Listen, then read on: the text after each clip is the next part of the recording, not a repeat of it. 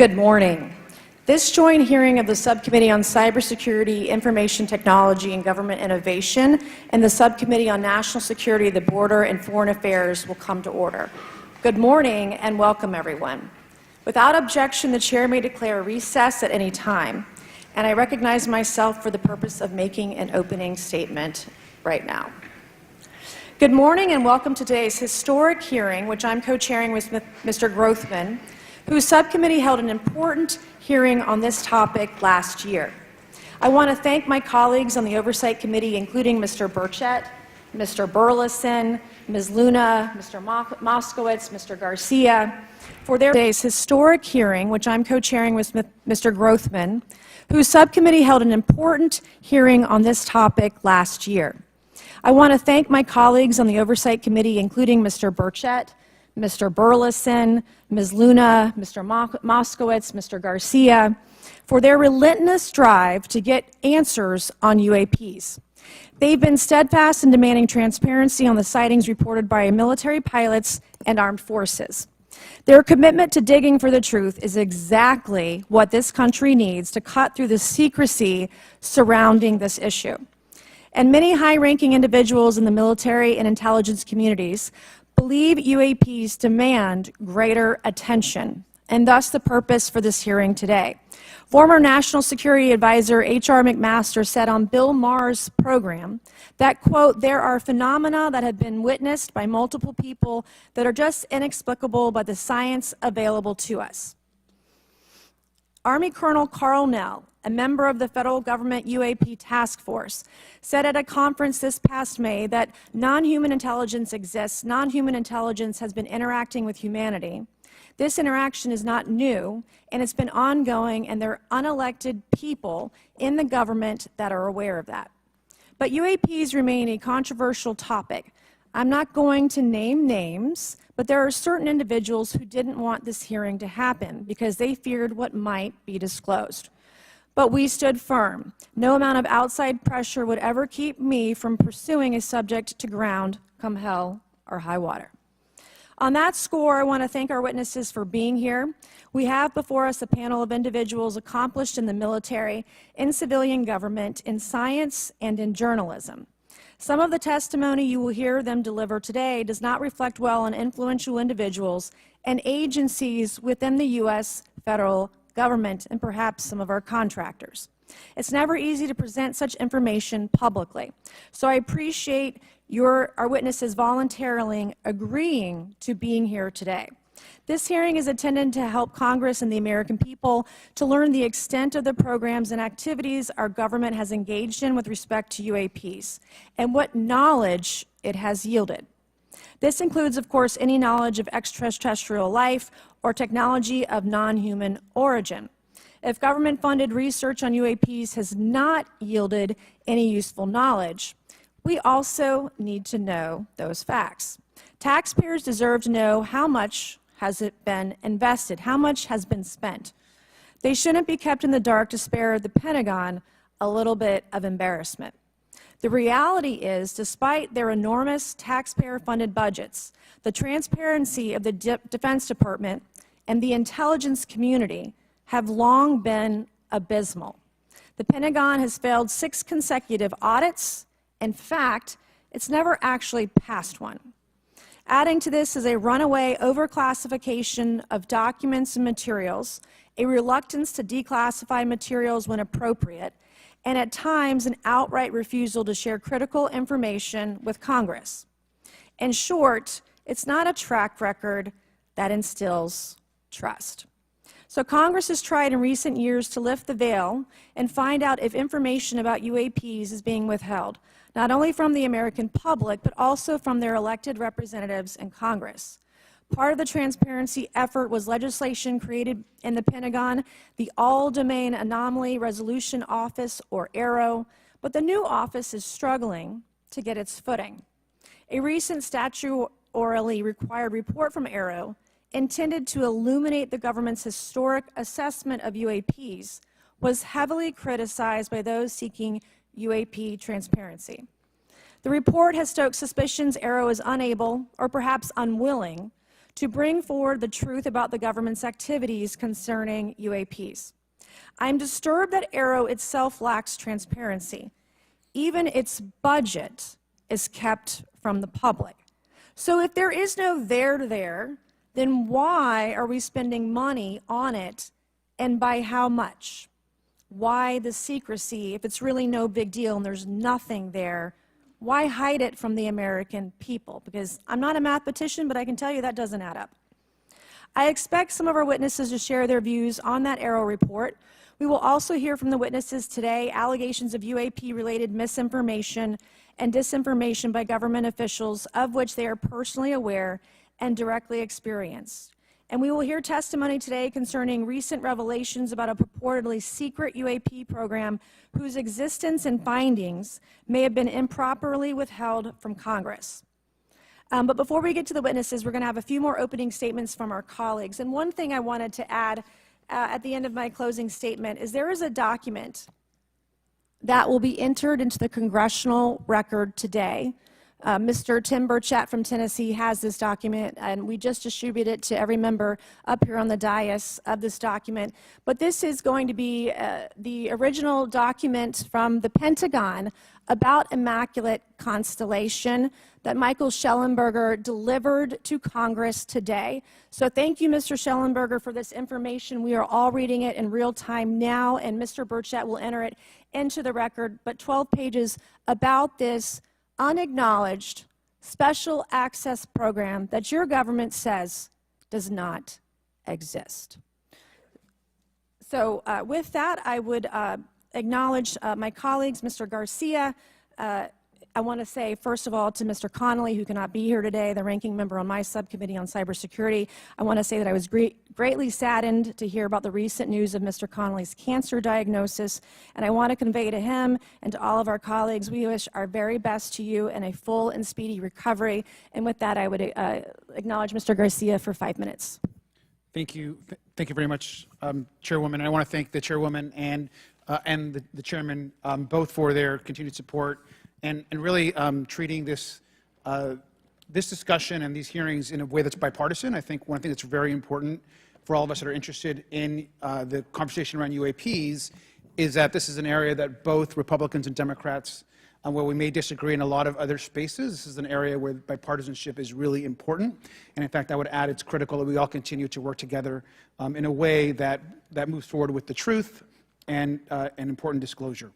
So we're here to have a bipartisan and serious conversation, I believe, about our national security. We should always ground these conversations in facts, evidence, and the data in front of us. I want to note that we have our witnesses here. I want to thank you all for being here, and note that also amongst you have folks that have also served us in our military. And I know that for many of you this has been a difficult process, but I'm very grateful to have you with us today, and thank you for joining us. I also want to note that today's hearing builds on a quite, I think, also historic public hearing that we had many months ago that Mr. Grothman and others helped lead in this very same hearing room, where I believe we began a really important public conversation about UAPs. And so I want to thank him for that, and I especially want to thank Chairwoman Mays for her continued advocacy on this topic. I also want to start with some facts. We know that there are objects or phenomena observed in our airspace, as our witnesses will testify, and also possibly in our oceans. In many cases, we don't know what they are, and this is, of course, why we're discussing UAPs. Now, the All-Domain Anomaly Resolution Office, AARO, has reported hundreds of UAPs that remain, quote, uncharacterized and unattributed, and which, quote, appear to have demonstrated unusual flight characteristics or performance capabilities and require further analysis. This is our own AARO office. Now, we shouldn't prejudge what they might be. I'm certainly not going to. We need evidence. But what we are detecting things, and we know that we don't understand them, and this is worth investigating. Now, the American people have legitimate questions, and I believe it's critical that Congress should help address them. This is about the truth and science and facts. Now, transparency and faith in our institutions is vital in a good democracy. Now, I'm proud to say that this hearing will build on that important bipartisan work, and I want to thank everyone for being involved, including members of our committee. Now, in our last hearing in July, we heard testimony that a significant number of pilots of major airlines have witnessed UAPs as well, but have no real confidential way of reporting them to the government. We heard that commercial pilots who encounter UAPs may be hesitant to speak openly due to stigma or fear of retaliation. We also know that AARO has reported that, and I want to quote, that most reports still reflect a bias towards restricted military airspace, a result of reporting from military personnel and sensors present in such areas. And so the lack of ability for civilian pilots raises real safety concerns and limits our ability to understand UAPs. This is a particular piece of this conversation that I am very interested in. Now, our last hearing inspired us to introduce the Safe Airspace for Americans Act, joined by Chairman Grothman, Chairwoman Mace, and a bipartisan group of co-sponsors. I see some of our leaders from Safe Airspace for Americans Act here, and that would create a safe reporting for UAP process, which we want to continue to do. Now, members of both parties and senior officials in multiple administrations have now taken an interest in this issue. Mainstream media, in many cases, are beginning to take more of an interest in this issue, and we should all be proud to carry that work and build confidence for the American people. I believe we can always be more transparent.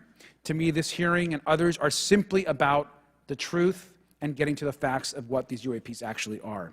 It's very important that we show that Democrats and Republicans in Congress can work together to cut through misinformation and look for a serious and thoughtful way to have the discussion in public. Many of us have also called for additional public hearings to discuss UAPs. This should be a topic that continues on throughout the Congress so that we can gather more information, data, and work with the relevant agencies to gather more information. Finally, I just want to add that those that are here on this dais, many of us have participated also in classified briefings as well, and where we have also gained a lot of important, I think, and interesting information, at least I personally have. And so with that information, we want to continue today's hearing, and I thank all of our witnesses for being here. And with that, I'd like to yield back. Thank you, Mr. Garcia, and I'd now like to recognize Mr. Grothman for a 5-minute introduction.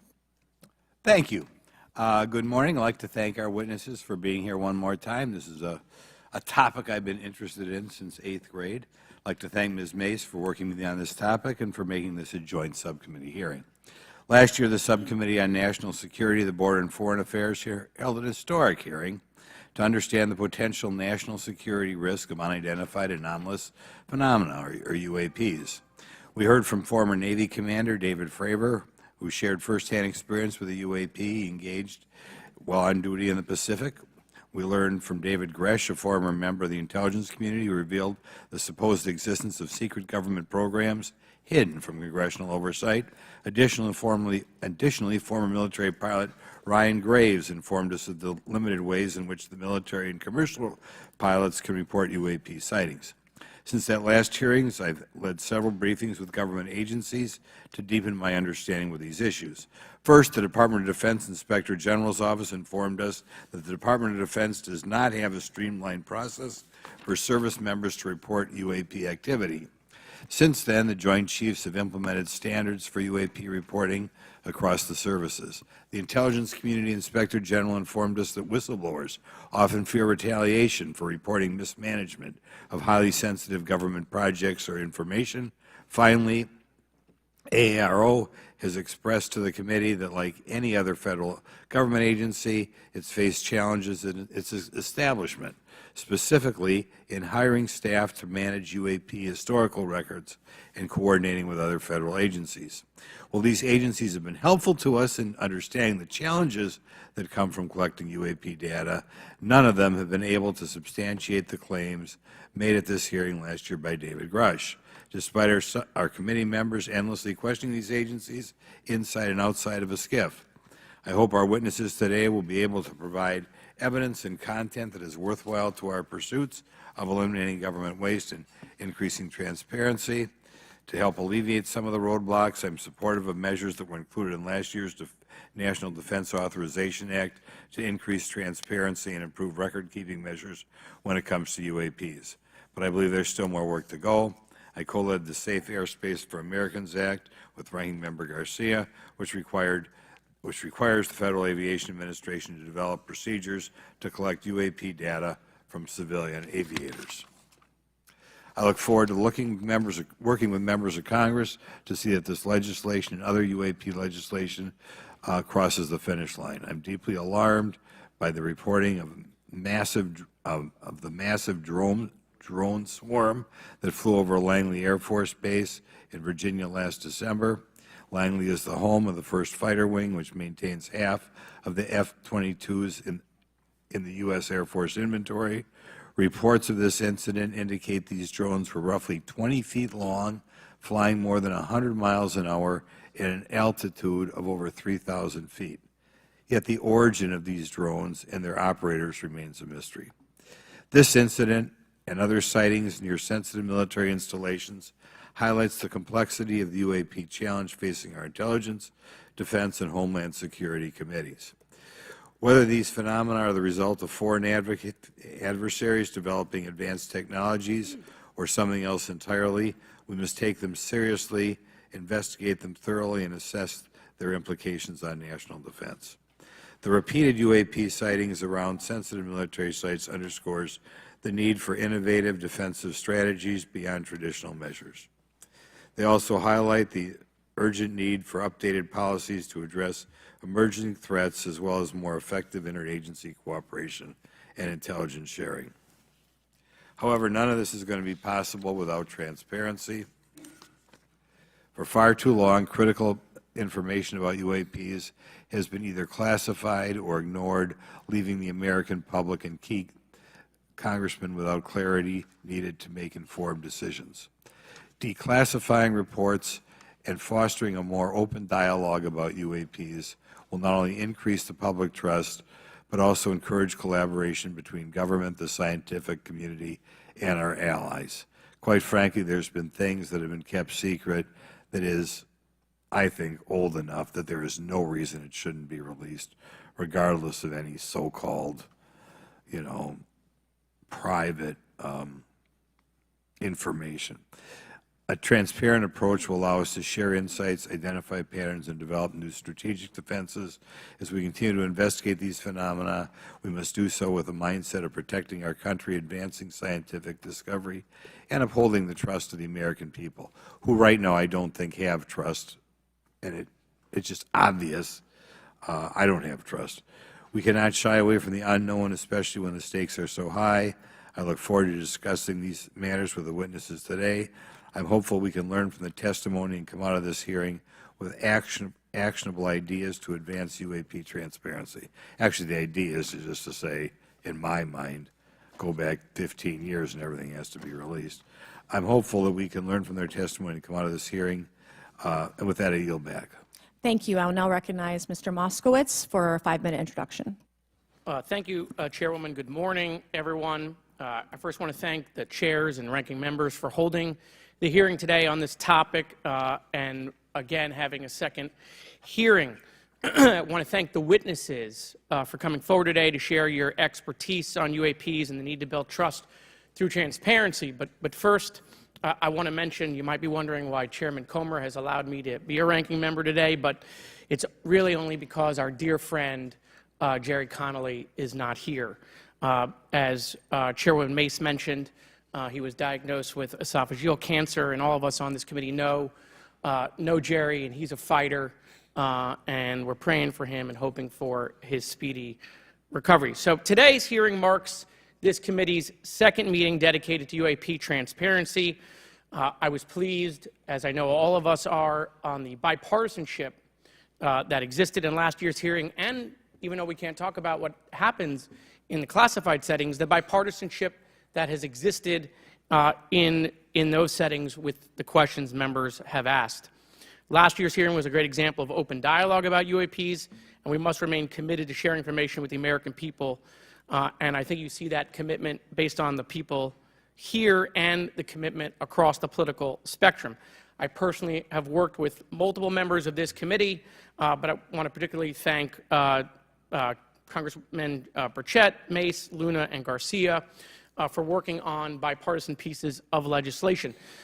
In recent years, Congress has taken numerous bipartisan steps towards greater transparency. In 2022, in the NDAA, we created the All-Domain Anomaly Resolution Office to investigate unidentified flying objects. Following Arrow, along with ODNI, released an unclassified report on UAP sightings. Of the 366 sightings included in the report, 171 remain uncharacterized, with some of these appearing to have demonstrated unusual flight characteristics or performance capabilities. That's a nice way of saying we don't want to tell you what they are. In March, AARO revealed a report on the historical record of U.S. government involvement with UAPs, which covered investigatory efforts going back from 1945 to the present day. Earlier this year, I joined Congressman Burchett to introduce the UAP Transparency Act, which would require the declassification of all documents related to UAPs with many other members of this committee.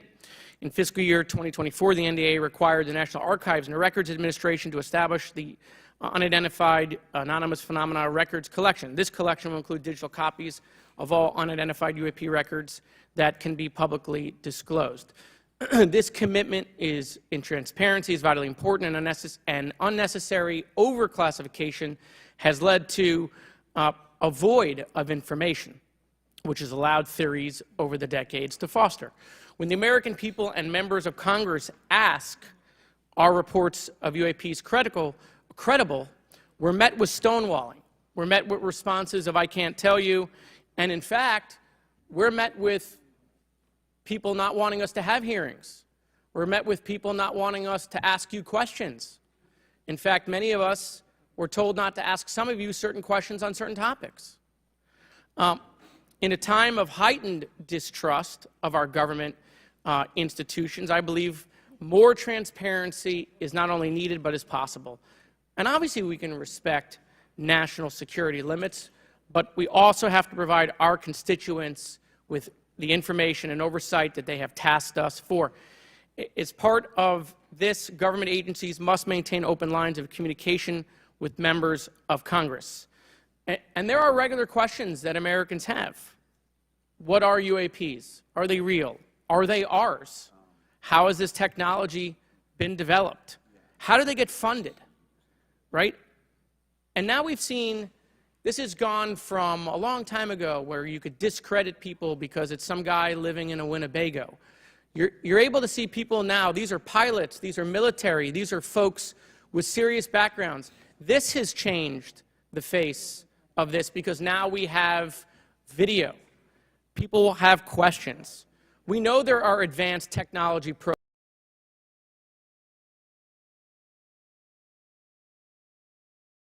after Osama bin Laden, and the only reason we know about that is because one of those helicopters was downed.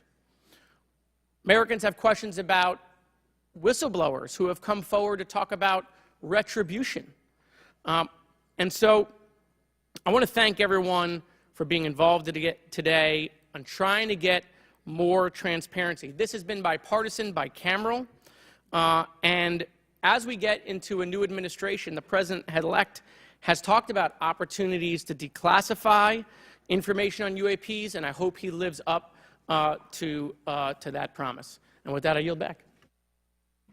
Okay, thank you, Mr. Moskowitz. And I would now, committee staff asked me to go ahead and I will do it, to enter into the congressional record this 12-page document that Michael Shellenberger brought today that describes the Immaculate Constellation government program. So we will do that now. Every member up here has a copy of it. The first section talks about the unacknowledged special access program called Immaculate Constellation, and the second section about USG imagery intelligence. And Representative Luna just told me if I say Immaculate Constellation, I'll be on some list, maybe a FISA warrant, so come at me, bro, I guess. But without objection, entered in the record. All right, so next we will introduce our witnesses for today's hearing. Thank you so much for being here. Our first witness is retired Rear Admiral Tim Gallaudet, who retired from the U.S. Navy and is now the Chief Executive Officer at Ocean STL Consulting. Our second witness is Mr. Lou Elizondo, a former Department of Defense official and author of a recent bestseller book about UAPs. Our third witness is Mr. Michael Shellenberger, founder of the newsletter Public and author of a recent journalistic piece about special access programs, including one widely identified as Immaculate Constellation. I swear the staff wants me on a list. Okay. And our last witness today is Mr. Michael Gold, a former NASA official who is also a member of the NASA UAP Independent Study Team. Welcome, everyone. We are pleased to have you today. Pursuant to Committee Rule 9G, the witnesses will please stand and raise your right hands. This is where it gets real. Do you solemnly swear to affirm that the testimony that you are about to give is the truth, the whole truth, and nothing but the truth, so help you God? Let the record show that the witnesses all answered in the affirmative. We appreciate all of you being here today and look forward to your testimony. Let me remind the witnesses that we have read your written statements and they will appear in full in the hearing record. You guys may be seated.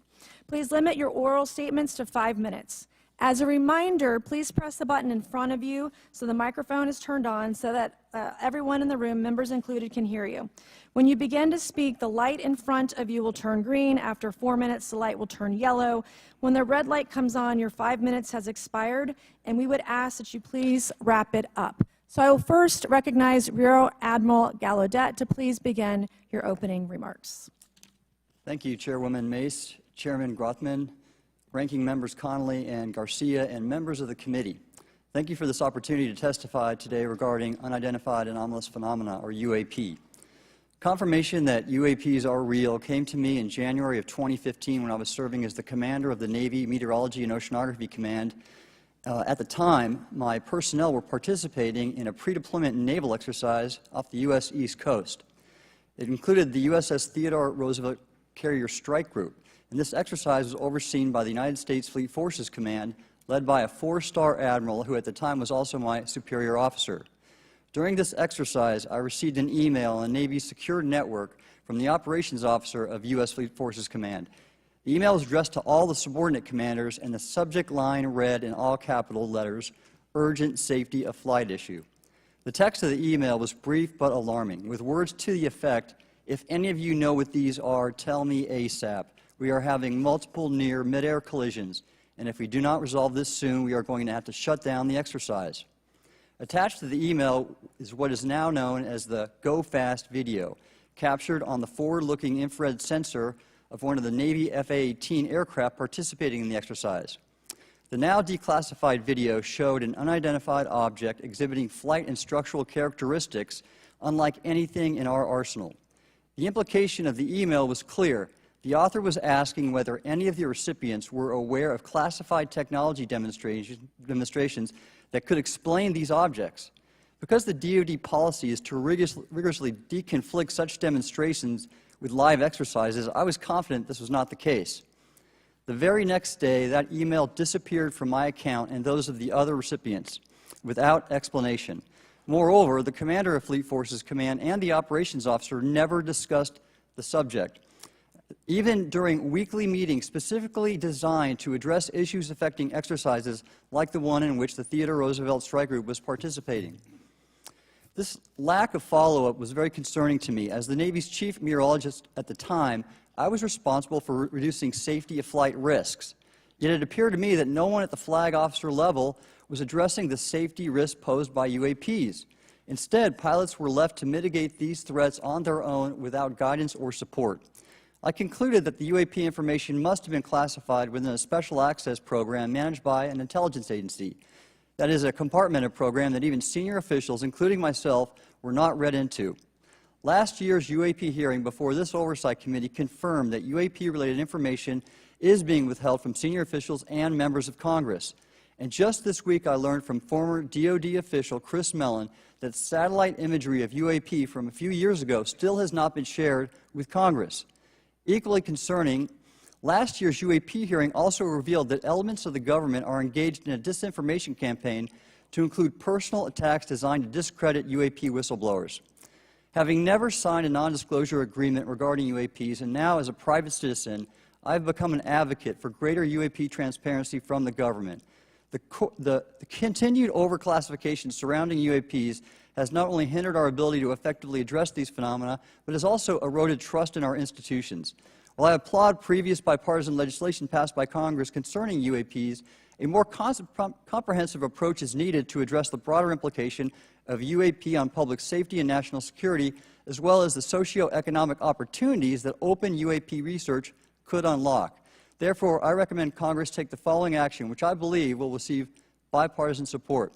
First, establish robust oversight of the executive branch's management of UAP information by directing key officials, beginning with the director of the DoD's All-Domain Anomaly Resolution Office, to provide comprehensive briefings on what the government knows about UAP and does not know.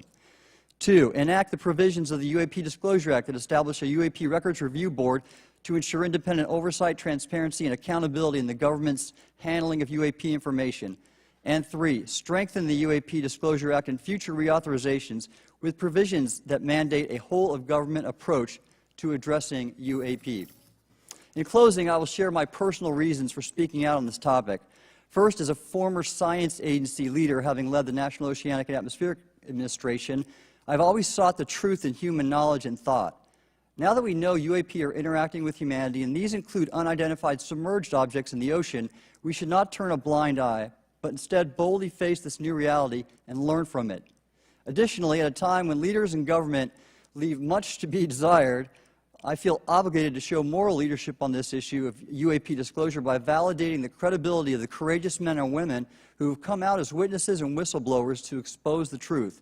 My speaking out has encouraged others to do the same, and it's my hope over time that a number of your constituents will want to know the truth and about UAP, and this number will increase to such an extent that the congressional action I have just recommended will become inevitable. Thank you, and I look forward to your questions. Thank you. I will now recognize Mr. Elizondo for his opening statement. Greetings, Chairwoman Mace, Chairman Grothman, Ranking Members Connolly and Garcia, and members of the committee. It is my honor and privilege to testify before you on the issue of unidentified anomalous phenomenon, formerly known as UFOs. On behalf of our brave men and women in uniform and across the intelligence community, as well as my fellow Americans who have awaited this day, thank you for your leadership on this important matter. Let me be clear, UAP are real. Advanced technologies not made by our government or any other government are monitoring sensitive military installations around the globe. Furthermore, the U.S. is in possession of UAP technologies, as are some of our adversaries. I believe we are in the midst of a multi-decade secretive arms race, one funded by misallocated taxpayer dollars and hidden from our elected representatives and oversight bodies. For many years, I was entrusted with protecting some of our nation's most sensitive programs. In my last position, I managed a special access program on behalf of the White House and the National Security Council. As such, I appreciate the need to protect certain sensitive intelligence and military information. I consider my oath to protect secrets as sacred, and I will always put the safety of the American people first. With that said, I also understand the consequences of excessive secrecy and stovepiping. Nowhere was this more apparent than in the aftermath of 9/11, which many of us remember all too well. I believe that America's greatness depends on three elements: A, a watchful Congress, B, a responsive executive branch, and C, an informed public. Over the last decade and a half, I learned that certain UAP programs were and are operating without any of these elements. Although much of my government work on the UAP subject still remains classified, excessive secrecy has led to grave misdeeds against loyal civil servants, military personnel, and the public, all to hide the fact that we are not alone in the cosmos. A small cadre within our own government involved in the UAP topic has created a culture of suppression and intimidation that I've personally been victim to, along with many of my former colleagues. This includes unwarranted criminal investigations, harassment, and efforts to destroy one's credibility. Most Americans would be shocked to learn that the Pentagon's very own Public Affairs Office openly employs a professional psychological operations officer as the singular point of contact for any UAP-related inquiries from citizens and the media. This is unacceptable. Many of my former colleagues and I have provided classified testimony to both the Department of Defense and the Intelligence Community Inspector General, and many of us have subsequently been targeted by this cabal with threats to our careers, our security clearances, and even our lives. This is not hyperbole, but a genuine fact, and this is wrong. To fix these problems, I propose three principal actions. First, Congress and the President should create a single point of contact responsible for a whole-of-government approach to the UAP issue. Currently, the White House, CIA, NASA, the Pentagon, Department of Energy, and others play a role, but no one seems to be in charge, leading to unchecked power and corruption. Second, we need a national UAP strategy that will promote transparency and help restore the American public's trust at a time when the public's trust is at an all-time low. This strategy should include a whole-of-government approach, including the academic and scientific communities, the private sector, and our international partners and allies. Third, Congress should create a protected environment so whistleblowers desperate to do the right thing can come forward without fear. As it currently stands, these whistleblowers suffer because of stigma, a code of silence, and concerns about retaliation. These whistleblowers should be encouraged to come forward in ways that protect them against any forms of retaliation. Policies and procedures should ensure that protection, and for those who refuse to cooperate, it is up to the members of this committee and the other lawmakers to wield their subpoena power against hostile witnesses and prevent additional government funding to those UAP efforts that remain hidden from congressional oversight. In closing, we as Americans have never been afraid of a challenge. In fact, we thrive on them. Whether it's eradicating polio or going to the moon, we don't run from a challenge, we take it head on. To the incoming administration and Congress, I say to you, we need immediate public transparency, and this hearing is an important step on that journey. If we approach the UAP topic in the same way as we, as Americans, have met other challenges, we can restore our faith in our government institutions. Together, we can usher in a new era of accountable government and scientific discovery. I believe that we as Americans can handle the truth, and I also believe the world deserves the truth. Thank you, esteemed members of Congress, for your time today. It is profoundly appreciated by many. Thank you. I ask unanimous consent for Representatives Ogles of Tennessee and Boebert of Colorado to be waived onto the subcommittee for today's joint subcommittee hearing for the purpose of asking questions. Without objection, so ordered. I would now like to recognize Mr. Shellenberger for his introductory remarks. Chairwoman Mace, Chairman Grothman, Ranking Member Connolly, Ranking Member Garcia, members of the subcommittees, thank you for inviting my testimony.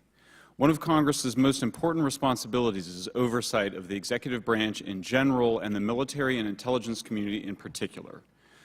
Unfortunately, there is a growing body of evidence that the U.S. government is not being transparent about what it knows about unidentified anomalous phenomena, and that elements within the military and the IC are in violation of their constitutional duty to notify Congress of their operations. President-elect Donald Trump and former President Barack Obama have both said that the government has information about UAPs that it has not released. There are other explanations for UAPs than that they represent a new form of life or non-human life. Current dominant alternative theories, including those put forward by AARO, are that UAPs are some kind of natural phenomena we don't yet understand, like ball lightning or plasma. They could also be part of some new U.S. or foreign government weapons programs, such as drones, aircraft, balloons, CGI, hoaxes, or birds. Whatever UAPs are, Congress must be informed, as must the people of the United States. We have a right to know what UAPs are, no matter what they are. However, we now have existing and former U.S. government officials who have told Congress that AARO and the Pentagon have broken the law by not revealing a significant body of information about UAPs, including military intelligence databases that have evidence of their existence as physical craft. One of those individuals is a current or former U.S. government official acting as a UAP whistleblower. This person has written a report. This is the report that says the executive branch has been managing UAP NHI issues without congressional knowledge, oversight, or authorization for some time, quite possibly decades. Furthermore, these individuals have revealed the name of an active and highly secretive DoD unacknowledged special access program, or USAP. The source of that document told me, that the USAP is a strategic intelligence program that is part of the U.S. military family of long-standing, highly sensitive programs dealing with various aspects of the UAP problem.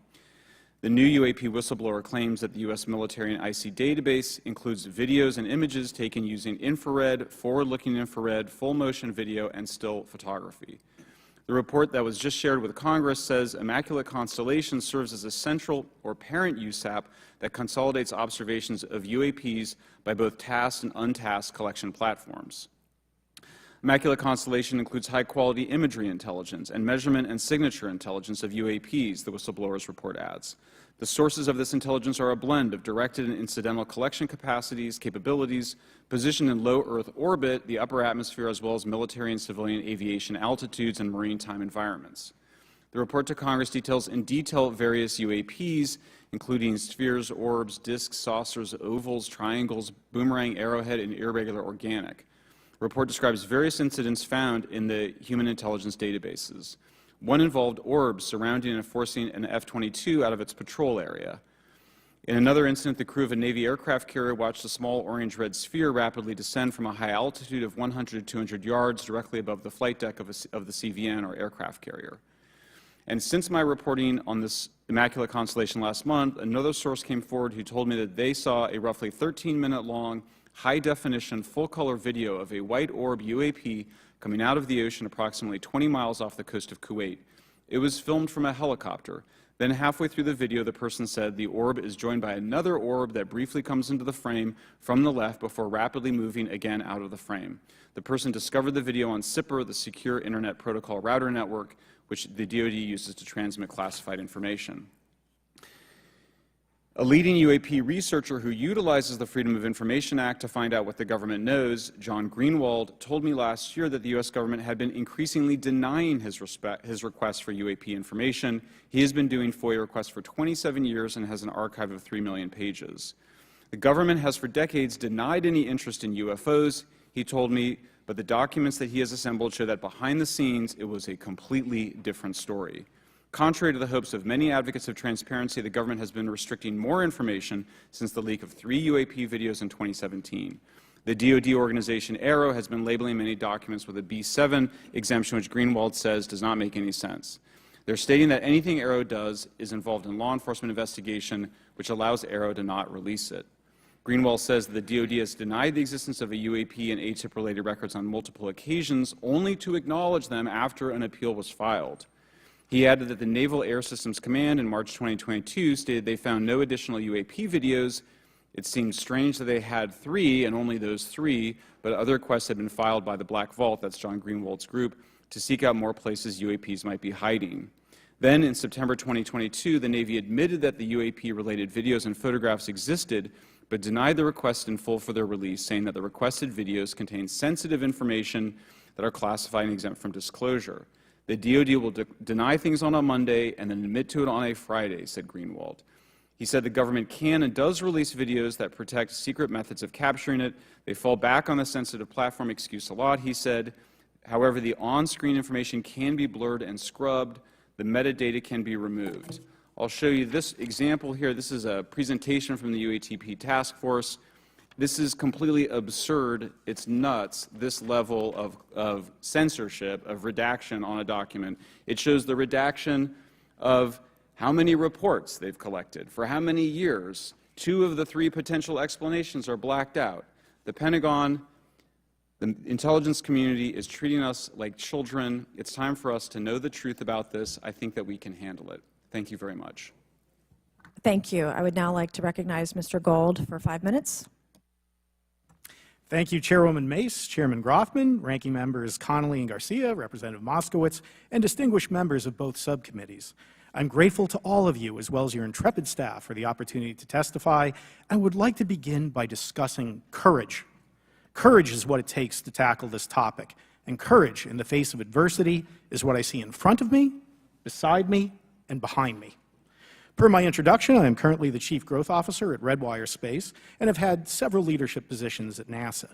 That being said, I want to be clear that I am speaking exclusively on my own behalf and not for Redwire, NASA, or any other organization. However, I am here today to speak out for science. Science requires data, which should be collected without bias or prejudice. Yet, whenever the topic of UAP arises, those who wish to explore the phenomena are often confronted with resistance and ridicule. For example, members of the NASA UAP Independent Study Team, particularly those in academia, were mocked and even threatened for simply having the temerity to engage in the study of UAP. Our best tool for unlocking the mystery of UAP is science, but we cannot conduct a proper inquiry if the stigma is so overwhelming that just daring to be part of a NASA research team elicits such a vitriolic response. Therefore, one of the most important actions that can be taken relative to exposing the truth of UAP is to combat the stigma, and this is where I believe that NASA can be eminently helpful. The NASA brand is synonymous with hope, optimism, and credibility. If you were to take a walk down the National Mall, you would immediately see the NASA logo on T-shirts, hats, and bumper stickers. Few federal agencies enjoy this kind of popularity. I've never seen anyone wearing an Office of Personnel Management T-shirt. which is why NASA could play such an influential role. Specifically, NASA could, with relatively little cost and effort, host symposia on UAP, or even just participate in existing panels examining the topic. NASA personnel stepping forward and participating in such discussions would make a powerful statement to the scientific community that UAP should be taken seriously and researched accordingly. In regard to research, NASA has vast archives, much of which may contain important UAP data. Again, for relatively little cost and effort, NASA could create an AI or ML algorithm that could search the agency's archives for anomalous phenomena. I suspect that such an effort would not only result in information that will help us to understand UAP, but could result in data that will assist in other areas of scientific inquiry, such as anomalous weather or meteorite activity. Beyond its existing archives, NASA could act as a clearinghouse for civilian and commercial UAP data. During my work on the UAP Independent Study Team, it quickly became evident that there is no clear or well-publicized process for civilian pilots to report UAP sightings. The stigma associated with UAP hampers the number of pilots that would report such phenomena, but even for those who overcome the stigma, I believe the current FAA guidance is largely unknown and poorly understood. In order to effectively collect UAP data, the independent study team recommended the use of NASA's Aviation Safety Reporting System, or ASRS. This system, which is administered by NASA and funded by the FAA, provides a confidential means for the reporting of safety violations in a voluntary and non-punitive manner. Over 47 years, the ASRS has collected nearly 2 million reports. ASRS is the perfect tool to collect UAP data, which could then be collated by NASA and shared with the public at large. Leveraging ASRS could create a treasure trove of UAP data, potentially hundreds of thousands of reports, supporting this hearing's goal of exposing the truth. And I'm grateful to our two co-chairs and other members who have already incorporated this idea into proposed legislation. At this hearing, and as others have demonstrated, the UAP issue is justifiably dominated by national security and defense. However, I would urge the subcommittees to keep in mind the numerous ways that NASA and the FAA, as well as commercial activities in the air, in space, and in the water, can generate a massive amount of invaluable data on anomalous phenomena. I cannot help but be excited by the potential for such an endeavor, since scientific discovery is driven by anomalies. It's the existence and study of anomalies that led to the theory of relativity, quantum mechanics, and nearly all of humanity's scientific breakthroughs. This is why the study of UAPs should be embraced, since whatever is occurring, the chance to garner new knowledge should never be ignored. We must be thorough in collecting information, fearless in making conclusions, and open to following the data, no matter how mundane or extraordinary the results may be. I began this testimony by praising the Joint Subcommittee members for their courage, and I will end by echoing that sentiment. As the saying goes, the truth is out there. We just need to be bold enough and brave enough to face it. Thank you. Thank you. Thank you all. I will now recognize myself for 5 minutes of questioning. I have a lot of questions, and I have a lot of witnesses. So I would just ask, if it's yes or no, to please just tell me yes or no. If it requires more than that, be very succinct, because I would like to go down the line and ask as many questions as possible. So for the Admiral this morning first, former DoD official Chris Mellon reached out to you about satellite imagery from 2017 that depicts a UAP. What were the dates in 2017 when this occurred? I can't share with you the details, ma'am, but I can do it in a closed setting, and I can also tell you the agency that wrote a report on it. Okay, so who has the imagery? I can tell you that in a closed setting. Can you describe what was depicted in the satellite imagery? Just a description. It was a UAP, ma'am. That's it? No other description? The term that the analysts used, they called it the button. It was a disc-shaped object. Okay, where was it? I can't tell you that, ma'am. Okay. All right. Okay, Mr. Elizondo, you state in your testimony that, quote, advanced technologies not by our government or any other government are monitoring sensitive military installations around the globe, end quote. If these technologies are not made by any government, who's making them? Private companies, or are you implying they are crafted by a non-human intelligence? Well, ma'am, that's precisely why we're here. The problem is that, temporally speaking, over decades, not just the last 10 years, To put this in perspective, when Are these private companies you're implying, or is this non-human intelligence? it may be both. Okay. When it comes to Blue Force Technologies, I would not be able to discuss it. Okay.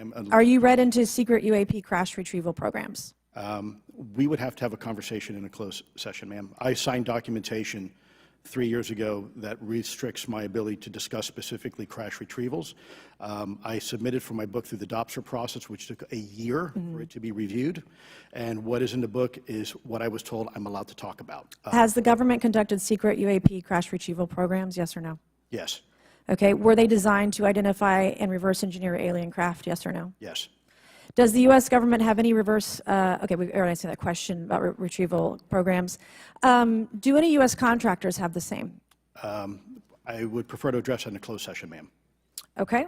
In your book, you mentioned government employees who've been injured by UAPs, placed on leave, and receiving government compensation for their injuries. Is that correct? That is correct. How can the government deny we have recovered craft if they're paying people because they've been injured by recovered craft? Ma'am, that's a great question. That's why I think we're here again, because I've seen the documentation by the U.S. government for several of these individuals who have sustained injuries as a result of a UAP incident. It's a crazy idea, right? The hypocrisy and the logic. Okay, Mr. Shellenberger, I'm going to say it again to be very clear. Immaculate Constellation. What's its mission and how are they funded? Its mission is to, as I stated, its mission is to, it's an unacknowledged special access program. Its mission is to document UAPs. Okay, and do you, for your story and your report, do you have more than one credible source? I do. Sourcing, okay. I do. And then why do you believe your sources to be credible? How do you judge the veracity of the documentation you've been provided about this program? I checked the sources, and they are who they say they are. They are current or former government officials. I wanted to also add that I did not specify that they were Defense Department employees. I didn't specify the agency nor the gender. Would they have included non-government employees, people that aren't employed by the government? These are, I'm comfortable saying that these are government or previously government employees. Any of them currently employed by a private contractor or private contractors? I'd rather not say. Okay. What's the key takeaway, just a few seconds, about the Immaculate Constellation document you provided us today? I think that what the American people need to know is that the U.S. military and intelligence community are sitting on a huge amount of visual and other information, still photos, video photos, other sensor information, and they have for a very long time. And it's not those fuzzy photos and videos that we've been given. There's very clear High res? images, high resolution. How many visuals, graphics, videos, photos? I mean, I've been told hundreds, maybe thousands. I mean, I also wanted to say, because there was some conversation around concern around the revealing of these materials, revealing the source collections, but some of these are shot from helicopters using normal videos of oceans. I just think that's absurd that somehow you're going to be revealing some secret U.S. technology by revealing that you've photographed orbs off the coast of Kuwait. Okay, thank you. I have 8 seconds. Mr. Gold, did the NASA independent study team get briefed on what you call OSAP? Very quickly. I flagged the Advanced Aerospace Weapon System Application Program to our chair and our DFO. We did not get briefed, but I believe it is definitely worth looking into. That was probably the largest UAP review effort ever, and I think produced a lot of interest data, including revealing Nimitz. I don't know if my fellow witness Lou might want to, he did yeoman's work on it, might want to comment. Okay. All right, I'm going to turn to Mr. Moskowitz, who will be recognized for 5 minutes of questioning. Thank you, Madam Chairwoman. So, Mr. Gold, you gave a whole diatribe for a couple of minutes about UAPs, science, data collection, stigma. A lot of non-believers in all of this would just ask a very simple question. Why? Why is it so hard? Right? Like, why are people, anytime they ask, why are they always thwarted? Why are they always judged? Why is they always have misinformation spread? Why is there always retribution? Why is it always met with an ear? What's the why? If it doesn't exist, why is it such a problem? I think if you go through the history of science, Representative, it is always difficult for breakthroughs in new information, regardless of whether it's UAP or any other kind of discovery. And in science, we're supposed to be open, but when you break with the orthodoxy of what's believed, whether it's Galileo saying that the Earth doesn't rotate, or the Earth rotates around the sun, or the sun doesn't rotate around the Earth. It's always challenging for new beliefs. And the more extraordinary those discoveries, the more extraordinary those new beliefs, it's very difficult. So I think this is natural. There's natural conservatism that when it comes to science, but this issue in particular has been very difficult where, again, even to attempt to study it becomes problematic. But every hearing like this, every news report, every video, documentaries. I was privileged to be a part of something Dan Fair is putting together. I think many of us have interviewed for it, documentary over 30 different government officials.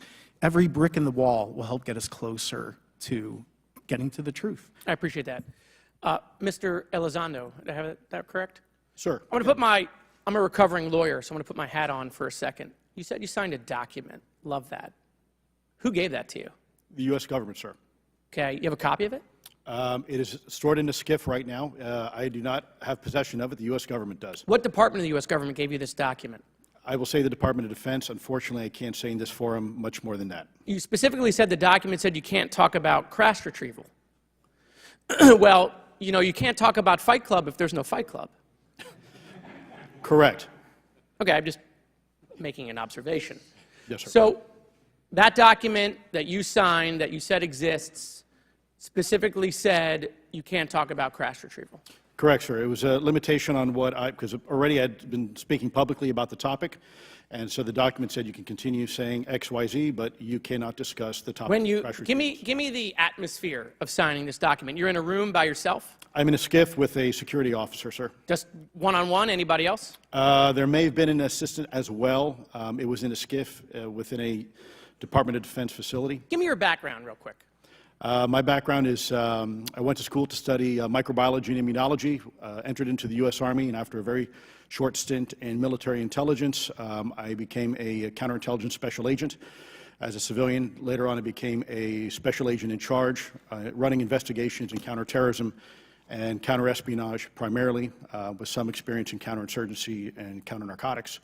And then in 2009 timeframe, when I came back to the Pentagon after a tour with the Director of National Intelligence, I quickly became part of a program that was originally called OSAP that evolved into the program now called ATIP, which is where those videos that we now see, the Go Fast, the gimbal, the FLIR, that was part of our effort, sir. Right. So you're not some conspiracy theorist. You actually have a legitimate background. Well, sir, I'm certainly not a conspiracy theorist. I'm fact-based, just say facts. So when you're in this room, I want to paint the picture of everybody. You're in this room, you're by yourself, you're in a SCIF, you're handed a document. How long is the document? It's about a page front and back. So basically, you have some things they call trigraphs, which I cannot, again, talk to. How long were you given to sign the document? As long as I needed, sir. And what if you didn't sign it? Well, I suspect there'd be repercussions. I wouldn't have access to certain information. Were you allowed to ask a lawyer, or weren't allowed to ask for a lawyer to review the document? It wasn't an option, but they probably wouldn't have allowed me to, because the document itself is pretty explicit about you have to be. Wait, you're putting me in an interest. Let me try to thread the needle here. There are certain documents that we have in the U.S. government that allow people to have access to certain programs, whether it's a special, and I'm going to be very generic here, whether it's a special access program or a controlled access program, SAP, CAP, whatnot. How many people have to sign that document? It depends how many people are going to get access to the information, sir. Okay. Last question. Doctor, real quick, can you tell us about the Omaha incident in greater detail? I've read your background, right? Some people would label you as a member of the deep state, since you worked in government for a long period of time. But can you tell us more about that incident? You've written a lot about that. I wrote a lot about incidents like it, Congressman, but that specific incident involved the USS Omaha, the littoral combat ship of the U.S. Navy operating off Southern California. I don't remember the exact date. It was within the last decade. And what the watchstanders on the bridge observed was a UAP, again, something that was aloft but had no observable exhaust or control surfaces. So it was something that couldn't be explained. And then they saw it enter the water from the atmosphere and going through the air-sea interface, and so thus exhibiting transmedium travel. Thank you. I yield back. Thank you. I'll now recognize Mr. Grothman for 5 minutes of questioning. Yeah, we'll start with Mr. Gallaudet. During a previous UAP hearing, Navy Commander David Fravor discussed the TikTok object engaged in 2004. Are you familiar with the incident, the TikTok incident? Yes, sir. That's almost 20 years ago, right? Yes, sir. It's been said there are more videos, documents, and reports related to this incident. Do you believe the information regarding the TikTok incident should be available to all members of Congress? And in your expertise, what reason would the Department of Defense possibly have for not releasing information that's over 20 years old? Thank you, Congressman. I don't think there's any good reason to withhold information and important data, especially of national security concern, from Congress. Well, what would they say? I will speculate, sir, that they don't want to share that kind of information because it reveals weaknesses in our ability to monitor and protect our airspace. Okay. In your written testimony, you claim last year's UAP hearing before this Oversight Committee confirmed that UAP-related information is, well, it's not only being withheld, but that elements of the government are engaging in a disinformation campaign to include personal attacks designed to discredit UAP whistleblowers. Could you elaborate on that statement a little? Yes, sir. Earlier this year, I met with the DoD's All-Domain Anomaly Resolution Office, and what I thought would be a 90-minute meeting just to meet with leadership turned out to be an hours-long influence operation on me, where they attempted to convince me of the validity of the very flawed and error-ridden historical records report. In addition, they tried to have me question very valid UAP reports like the Tic Tac incident, and even coming to stating possibly that the Tic Tac was American technology. And then, of course, if you ask David Fravor or Alex Dietrich, the two witnesses, they were convinced it was otherwise. And then, and they also cast discredit on various UAP whistleblowers and witnesses to question their validity and credibility as witnesses. Okay. We'll go to Mr. Elizondo. Hope I got that right, or not at least Close not enough, that sir. right. You're familiar with the recent drone incursion over Langley Air Force Base? Yes, sir. The owners of these drones remain unclear. The U.S. military has not been able to give us in Congress an answer. Given your experience with the Department of Defense and the intelligence community, how frequently are UAP sightings over military installations? And secondly, I suppose hypothetically you could have incursions over just, say, regular airports. Is it obvious these incursions are more likely over military facilities than just a random airport out there? Yes, sir. There's definitely enough data to suggest that there is certainly some sort of relationship between sensitive U.S. military installations, also some of our nuclear equities, and also some of our Department of Energy sites.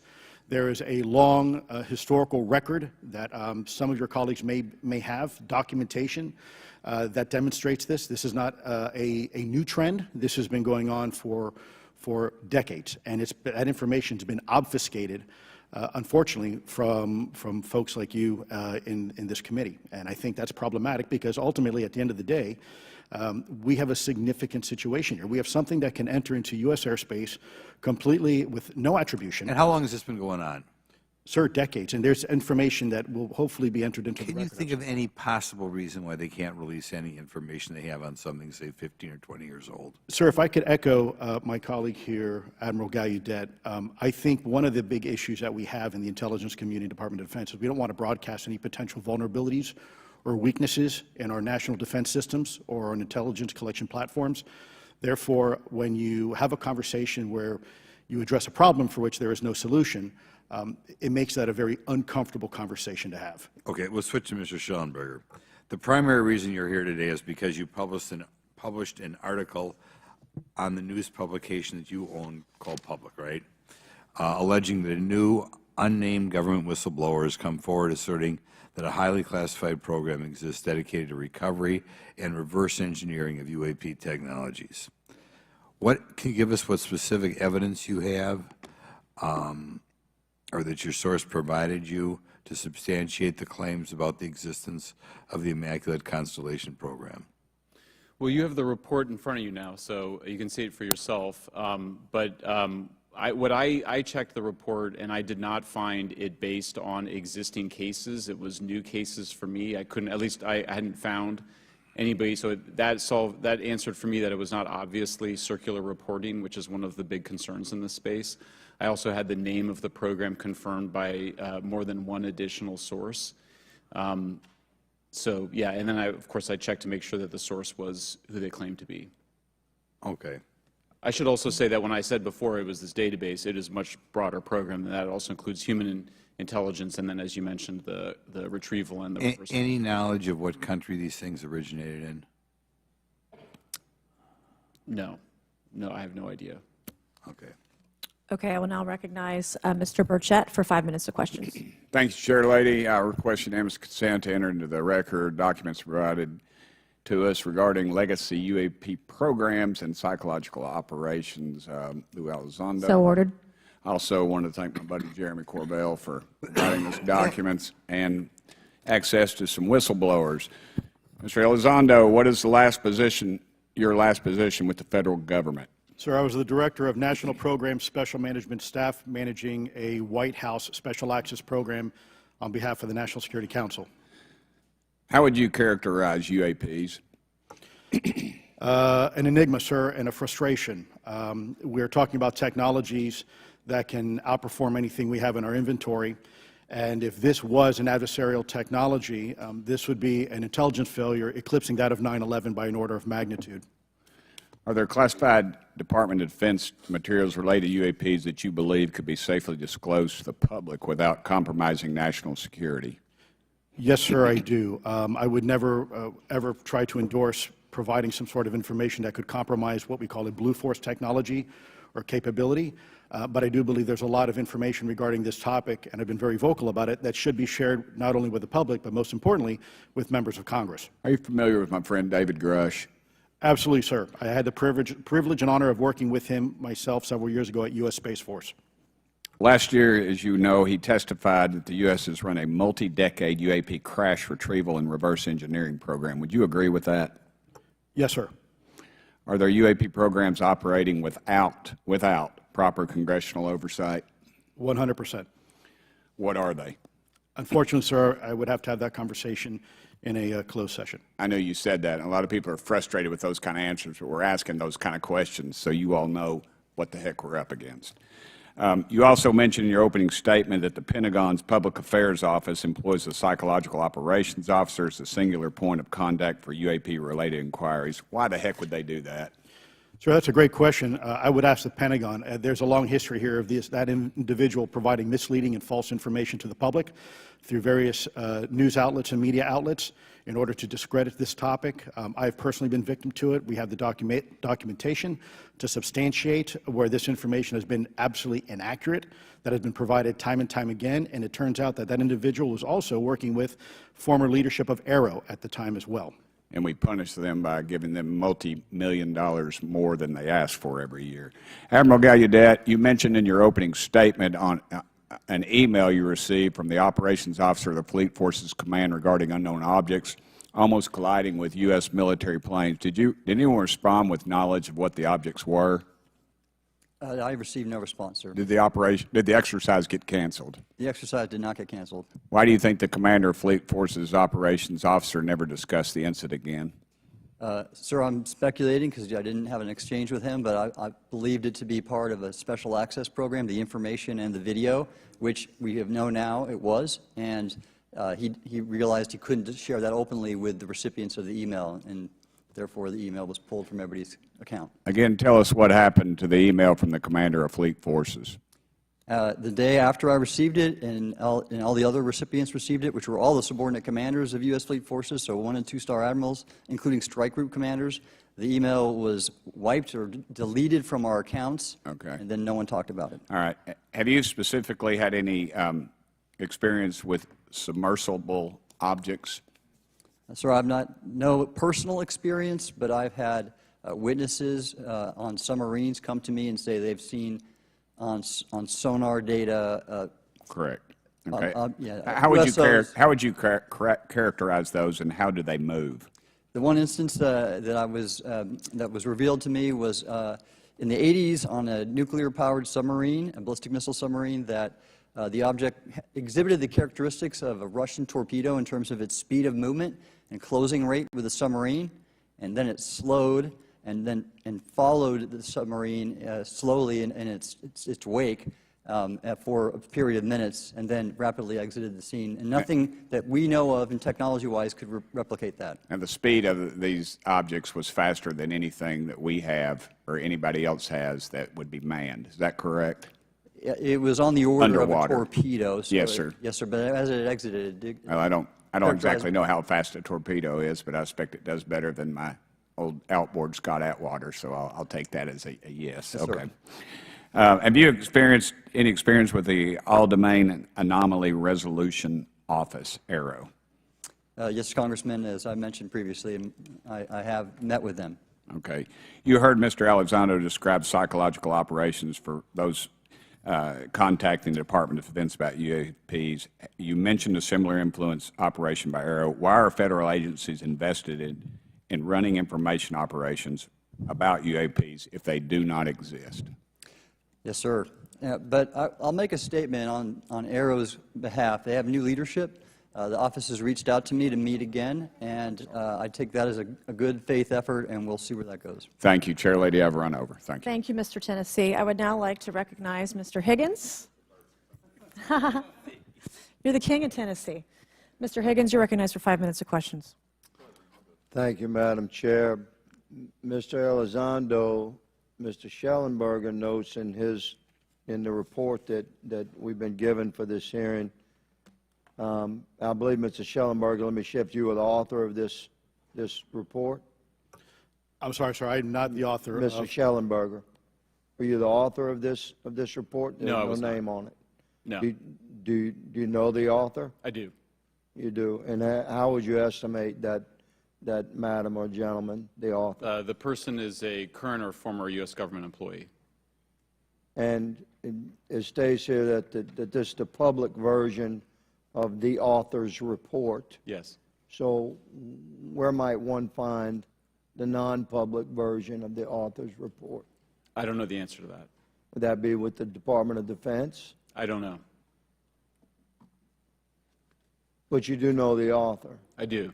Do you know what the author's sources were? The author's sources are described in the report.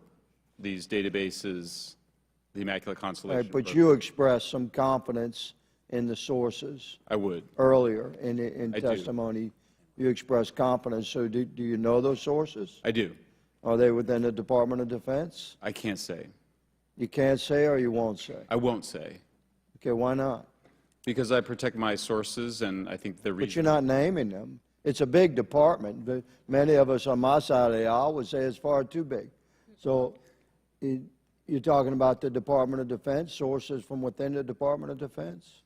I'm not willing to reduce the Okay. potential universe of where my sources might be. Okay, moving on. In this report, Mr. Elizondo, for reference, several types of allegedly alien craft or possibly alien craft or unknown aerial phenomena, what we used to call UFOs, are described. Spheres and orbs, discs and saucers, oval or tic-tac, triangular shape, boomerang and arrowhead, and irregular or organic. Mr. Elizondo, does that summarize to you the types of craft that we're discussing today? Sir, that is a general morphology, historically speaking, of many UAP. So those descriptions are very different craft. Is it your assessment that they would come of different origins? It's possible, but it also could be in sense a matter of utility. And let me just state for the record, I never read the report that or the article that Mr. Shellenberger put out. The reason That's a good point. We're just referencing it. Yes, sir. For descriptive purposes for the American people. Mr. Shellenberger, in this report, it's striking to me that regarding the descriptions of experiences with these various craft, several of them include biological effects and several do not. Are you familiar with what I'm talking about? Yes.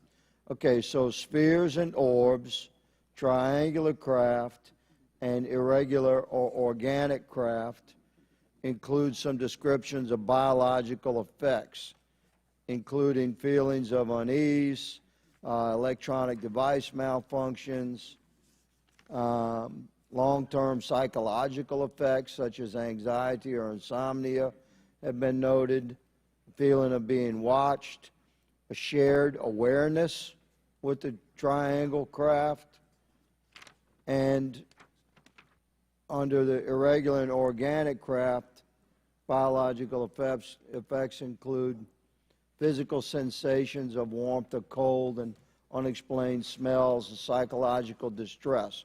So these are very specific descriptions of the reactions of human beings, which allegedly have been noted from a study here, a report. All of those experiences would have been described by the sources that the author used. I'm not sure I understand. This is a very broad description of biological effects, and it's striking to me that they are present with relation to some types of craft, but absent in others. This would require a great deal of research and study. Can you explain that? My understanding is that this is, the database is very large. It includes both the images, the videos, the still images, as well as the human intelligence, the reports, the raw data from individuals having these experiences. So in answer to your question, yeah, I mean, I think we're looking at a very large amount of data collected over many decades. And that data is held by the Department of Defense? Well, I will say that after I published, I was told that this program, that the USAP was actually managed by the Department of Defense but held at the White House. Roger But that. that's a single source, and I don't have multiple sources to verify that. Thank you, sir. I did my best to trick an answer out of you, but I was partially successful. Madam Chair, I yield. Thank you. I now recognize Mr. Frost for 5 minutes of questions. Thank you, Madam Chair. In addition to serving on this committee, the Oversight Committee, I also serve on the Science, Space, and Technology Committee, where we often discuss how essential data and evidence are used in science and used at departments such as NASA. During a hearing, NASA Administrator Nelson affirmed the importance of NASA in helping us to understand UAP. Mr. Gold, if the government doesn't have the data it needs on UAP because, say, someone who saw something is concerned about stigma, public backlash, et cetera, or maybe there's just not good systems in place, how are we supposed to ultimately figure out what's going on? Yeah, thank you for the question. And let me compliment Administrator Nelson that there wouldn't have been a UAP independent study team if it wasn't for his leadership and courage. We're talking about data and where we can get data from. As I described, NASA has whole archives of data, much of which I believe will likely have information that will help inform UAP. We need only look. And again, in an era with AI and ML, we can relatively quickly and easily go through it. So I think it's something that we should encourage NASA to do. However, per Chairman Grothman's comment about UAP focusing on national security sites, I believe there's something, sir, that you may have heard of called sensor bias. That because we've got more cameras, more monitoring of national security, we don't know how extensive UAP activity may be over civilian areas. And this is to the second part of your question, where we're not collecting the data. We're not collecting sufficient data from pilots. We're not collecting sufficient data from civilian and commercial activities. And this is, again, where ASRS, I think, could substantially change that, get the data out there, and allow us to do good science. Yeah. Thank you. I mean, on the data, you know, I'm a really big proponent of transparency. But obviously, there's always a little bit of balance that we have to have in government on transparency as well. I mean, last year, NASA appointed a director of UAP research in response to the recommendation by the independent study team. In the final report, there's a quote, "Despite numerous accounts and visuals, the absence of consistent, detailed, and curated observations means we do not presently have the body of data needed to make definite and scientific conclusions about UAP." Can you just talk really quickly about that balance of security and transparency? So I can say, having served at NASA, it is the most transparent organization I've ever been in. When we would have conversations of executive leadership, things would leak out almost instantly. So I can assure you, intentionally or not, NASA's very transparent. I don't know if many of you have worked with engineers or scientists. They love to talk. So I believe that NASA is a paradigm of transparency, but we must have the ability and the data to be able to be transparent with. And if we're not gathering that, if we're not looking at it, then we can't bring NASA into the game and get to that good science that you need. You know, it was about a year ago, I was touring a facility with a pretty senior government official. We went by a certain hangar, and they said, yeah, that's, you know, a company leases that out. We don't really know what's going on in there. We have no way of knowing what's going on in there. And there was a few of those, in fact, while we were driving around this facility. To what extent do you think that some of the UAP out there comes from off the books or unauthorized experimental aircraft? I mean, I think probably the vast majority of UAP are drones, experimental aircraft, weather conditions, which is, again, why I say if we review the data, I think we're going to discover a lot about things we weren't even thinking about. But there is a percentage that isn't. And looking into those anomalies is how discoveries will be made. And relative to science, Congressman, if I can say, when NASA studies black holes, when NASA studies galaxies, we have instruments that are tailored to do so. With UAP, we're using cockpit gun cameras or cell phones. We could never do good science with that. And let me tell you, the NASA budget is under pressure. We need to make sure that the Artemis program is funded fully. We need to beat China to the moon and maintain our presence in low Earth orbit. So NASA would need more money to do this, but I think tailored instruments that would look at UAP in the same way that we have tailored instruments to look at astronomical data is important to gathering valuable and uniform information. If we were studying black holes by using fighter cockpit cameras, we probably wouldn't know that much about black holes. 100%. Well, I think it's important that federal leaders take the necessary steps to ensure that UAP does not pose threats to the American public as well, and that we have the necessary budgets to collect this data so we can actually see what's going on. And I'm fully supportive of funding the Artemis mission. I think it's very important. Also, a personal note, the pilot is a frat brother of mine. He is a member of the Phi Beta Sigma Fraternity Incorporated, and so I would love to see my fraternity make it to the moon. But Redwire is building the cameras for Artemis, so we will take some pictures of your frat brother and get them. There we go. Thank you so much. I yield back. Thank you. I will now recognize Ms. Luna for 5 minutes of questioning. Mr. Elizondo, to your knowledge, can you name the country and around time frame that the first back-engineered UAP program started? Ma'am, unfortunately, I would not be able to have that conversation in public. Can anyone on the panel name that? None of you? Okay. This next question is for Mr. Gallaudet. To your knowledge, have any USOs ever outpaced our submarines? Yes, ma'am. At what magnitude? I don't have the exact speed, but again, a witness came to me, a credible former submarine officer who observed it on sonar data. And this was in the 80s in the North Atlantic during a storm, and it outpaced his submarine by orders of magnitude. Are you aware of any hotspots that currently exist off our shores in North America? Not with sufficiently credible data, ma'am. Okay, we've heard reports of there potentially being hotspots, maybe entry and exit points. Have you heard of any of that? I have not, ma'am, but my colleague here, Mr. Elizondo, does discuss some USO activity that he's observed in certain DoD databases. Mr. Elizondo, in regards to these aircraft being piloted by whatever they might be, non-human biologics, would you agree that it's likely that they are being piloted by some mind-body connection? Ma'am, I think it is safe to presume here that they are being intelligently controlled because some cases seem to anticipate our maneuvers, and in other cases they seem to, I came across an email where the word stalked was used in a very secure email between Navy officers discussing their ships being pursued by a UAP. In our previous panel, we had Grush, and he had testified to say that some of these were interdimensional beings. Can you speak on that at all? Ma'am, I'm not qualified, certainly as a scientist or otherwise, to speculate points of origin. I looked at everything from a scientific perspective. So if you look at, for example, instantaneous acceleration, which was one of the observables of the program that I belong to, ATIP, the human body can withstand about 9 G-forces for a short period of time before you suffer negative biological consequences, blackouts and ultimately redouts and even death.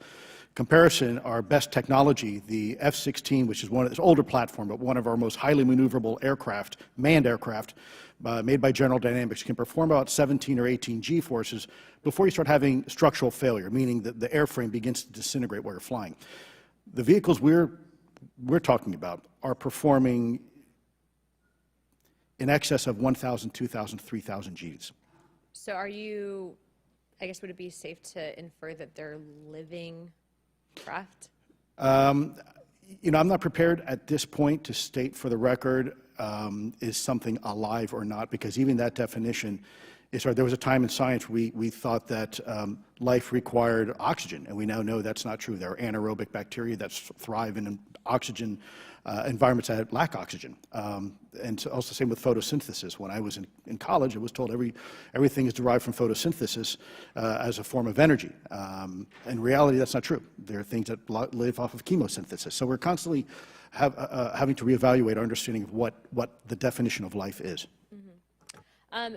Do any of you ever come across reports from people that claim to have firsthand experiences with these entities, whatever they might be, or these aircraft, and then as a result, whether or not they're religious, find that these things will automatically disappear? Anyone, and this is open to any of you on the panel. So just real quick, because I'm running out of time. Lou? Ma'am, I've always been a nuts and bolts kind of guy. When I was at ATIP, I was focusing more on the performance characteristics and less on the potential occupants. Okay, the reason I ask is because it seems like, just based on our conversations, that we've had people that say that there are good and bad of whatever these things are. And so my concern from a national security perspective is A, that true? B, are you guys hearing the reports of that? And C, I think moving forward in regard to technology, Mr. Gold, if you can answer this real quickly, some of these aircraft, it seems that they are operating off of energy that we don't currently have. But just yes or no, in your opinion, if we were able to obtain that, would that impact humanity for the better or negative? Would certainly save us some money on funding on Artemis. Definitely. And this is a national security issue, that if there is such technology out there, we're not the only country that might have access to it. We don't want to be on the wrong end of technological surprise. Okay. Thank you guys for your time. All right, thank you. I will now recognize Mr. Garcia for 5 minutes. Thank you, and I apologize for stepping out. My governor is here upstairs, so I'm trying to get in between meetings, so I apologize for that. I want to just start by just asking everyone on the panel or witnesses, and I had a chance to read all the testimony before, but just to set the agenda, just if we can go down real briefly, do you believe, just for the record, that the federal government, any part of the federal government, is knowingly concealing evidence about UAPs from the public? Yes, sir. 100%. Yes. Yes. Thank you. I also want to just go down the line. I know many of you have already said this, but I just, for the record again, just briefly, what do you believe UAPs could be or are? Strong evidence that they are non-human, higher intelligence. I echo my colleague's comment, sir. Genuinely do not know. Don't know, but we must find out. Okay, thank you. I appreciate those answers, gentlemen. I think this is obviously another remarkable hearing with just really important information, so I thank all of you for answering the questions. Admiral, I just want to go back to one thing. Now, last year, our subcommittee heard from 2 retired Navy pilots, Lieutenant Ryan Graves and Commander David Fravor, regarding UAPs. Actually, I think Ryan is here in the audience and been a great person to get to know and to have conversations with. He, of course, has been involved in the Safe Airspace for Americans Act with Chairman Graves, with Chairwoman Mace for UAP reporting by civilian aviation personnel. Can you discuss briefly why it's important for civilian pilots to be able to report UAPs and why these legal protections are critical for our national security? Yes, Congressman, thank you. And I did invite Ryan Graves is my guest, as I'm on his advisory board for the Americans for Safe Aerospace, and legislation that you supported and introduced, I fully support as well. And I think it's important that more civilian pilots, commercial pilots, report so we can better understand and learn and do research on UAP, as well as remove the stigma so more citizens report on what they observe. And also, it'll only contribute to aviation safety when we have a better understanding of where these UAP are, how they operate, and at what frequency and what capability level. So it's important for aviation safety, and it'll be important for moving science and research forward. Thank you, sir. And I just want to reiterate to my colleagues, I mean, this is a very bipartisan piece of legislation, and we just got to continue to get this through the Congress, and it's incredibly important that civilian pilots have the opportunity to safely report the UAPs that they are seeing or encountering in the air. And I can't express how critical this piece of what I believe is a larger collection of evidence and facts actually happen. We've been approached by pilots. I've talked to folks that have been engaged with our office and others, and there is still enormous stigma. And essentially, we don't have a system where folks are feeling free to be able to report what they're seeing. And so I just want to reiterate that advocacy. Mr. Gold, in your testimony, you discuss NASA's aviation safety reporting system, a confidential, non-punitive reporting mechanism. In the Safe Airspace for Americans Act, we explicitly allow for civilian reporting, of course, of UAPs. Can you explain why the NASA task force recommended the use of the aviation safety reporting system? The aviation safety reporting system is an existing system that is trusted, that has taken hundreds of thousands, now millions of cases. And again, recognizing budgetary constraints, this seemed like the perfect way to be able to gain more data.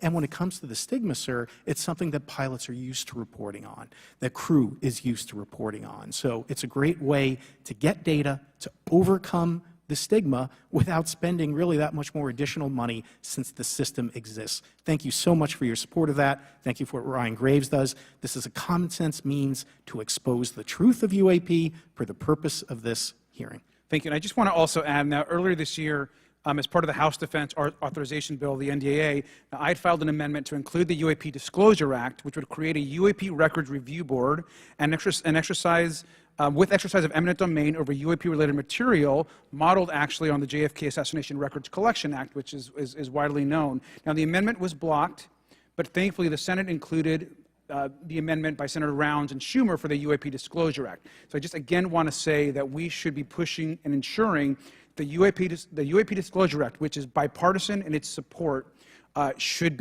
move forward. And if I can just briefly, particularly Admiral, can you just briefly, as I close my time, explain why the UAP Disclosure Act would be critical for us and our national security?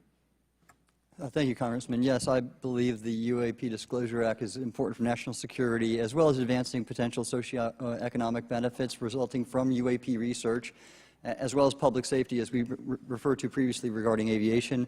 And this act will allow for greater transparency and open research, and that's why I'm also a member of the UAP Disclosure Fund as an advisor, as in the Sol Foundation, as an advisor, senior strategic advisor, which is advocating for the same. Thank you very much. I yield back. All right, thank you. I'd like to recognize Mr. Biggs for 5 minutes of questioning. Thank you, Madam Chair. Thank you for holding this committee. Thank you to the witnesses. Admiral, the video that is called the Go Fast video, the email that you've talked about being deleted, I just want to briefly cover this. You said that the email, the author was asking whether any of the recipients were aware of the classified technology demonstrations that it could explain the objects that were observed. And then you said the email disappears. Then you guys have a series of meetings. The commander of fleet forces and his operations officer never discussed the incident again. Is that right? Is that accurate? That's accurate, sir. And even during weekly meetings, it was never discussed again. My question for you is, you were in those meetings. Did you personally hear that nothing was going on about that?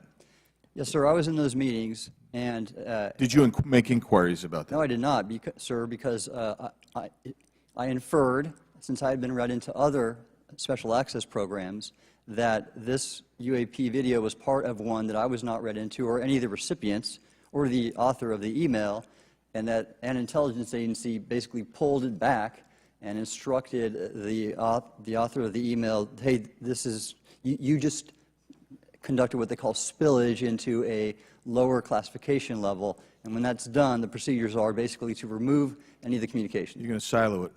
So, and you, Mr. Elizondo, you said in your report and your testimony today, government work on the UAP subject still remains classified. Excessive secrecies led to grave misdeeds against loyal civil servants, military personnel, and the public, all to hide the fact that we are not alone in the cosmos. Fair? Yes, sir. All right. And all of you, and Mr. Shellenberger, by the way, I've read several of your books, Mr. Shellenberger, excellent stuff. Thank you. What I would say, too, is you were asked about the veracity of the author of this report. You're comfortable with the veracity? Yes. Okay.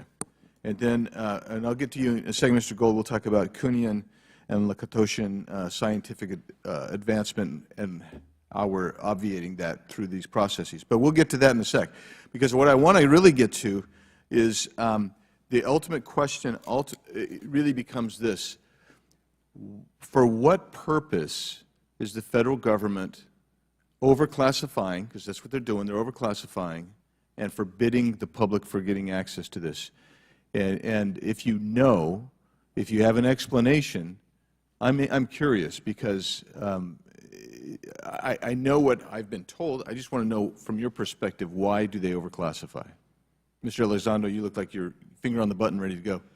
Yes, sir. Forgive me. I think there's several reasons. I think at the time when this reality became evident to the U.S. government, we were in the middle of the Cold War with then Soviet Union, and we did not want to tip our hands to what our knowledge base was on this topic. We did not want to broadcast that to the Cold War's long over. It is, sir. It is, sir. There's also then the philosophical argument that the Department of Defense and the intelligence community is solution-oriented. And when you don't have answers, it's a really tough spot to be in. It's easier to be quiet and suppressed than if you don't have the answer. Indeed, sir. In fact, there's a very real example when we built the U-2 spy plane and flew it over then Russia, and we're taking reconnaissance. And when we first started flying the aircraft, it flew so high and so fast we thought they weren't tracking us. In reality, they were tracking every flight.